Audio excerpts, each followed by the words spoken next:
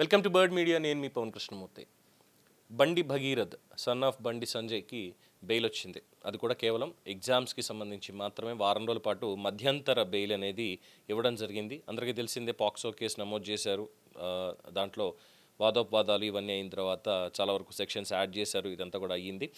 And ప్రస్తుతానికి మాత్రం ఈ ఇంజనీరింగ్ చివరి సంవత్సరం పరీక్షలకు హాజరవడానికి షరతులతో కూడినటువంటి బెయిల్ని మంజూరు చేశారు. చర్లపల్లి జైలు నుంచి అతడు విడుదలయ్యాడు.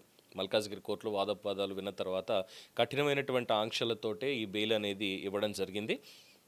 మే 16వ తేదీన పోలీసులు బండి భగీరథ్ని అరెస్ట్ చేయడం, తీసుకెళ్లడం అందరికీ తెలిసిందే. తర్వాత వరుసగా సెక్షన్స్ ఏ విధంగా నమోదు చేశారు ఇవన్నీ కూడా చూసాం. పాక్సో కేసు నమోదయ్యింది. సో ఈ 7 రోజుల మధ్యంతర బెయిల్ కేవలం ఇంజనీరింగ్ పరీక్షలు ఫినిష్ చేసి రావడానికి మాత్రమే. వారం రోజుల పాటు కఠినమైనటువంటి షరతులతో కూడినటువంటి బెయిల్ని మల్కాజ్గిరి కోర్టు నమోదు చేసింది. అండ్ దీంట్లో ఇదేమి రెగ్యులర్ బెయిల్ కానే కాదు. గతంలో తెలంగాణ హైకోర్టు కూడా బెయిల్ ఇవ్వడానికి నిరాకరించింది అనేది అందరికీ తెలిసిందే. ఈ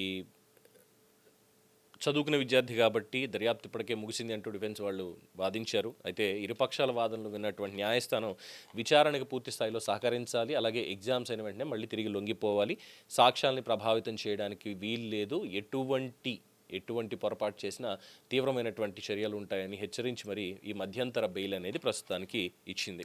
సో ఇది ఉన్నటువంటి అప్డేట్. దీని మీద అంతకుమించి చర్చ కూడా అవసరం లేదు. It's just a normal update for an engineering student to appear his exams. ఇది ఉన్నటువంటి సమాచారం. For more updates keep watching the bird media. ఈ వీడియో మీకు నచ్చినట్లయితే లైక్ చేయండి, షేర్ చేయండి, సబ్స్క్రైబ్ చేయండి. మరిన్ని అప్డేట్ల కోసం మా వాట్సాప్ ఛానల్ను ఫాలో చేయండి.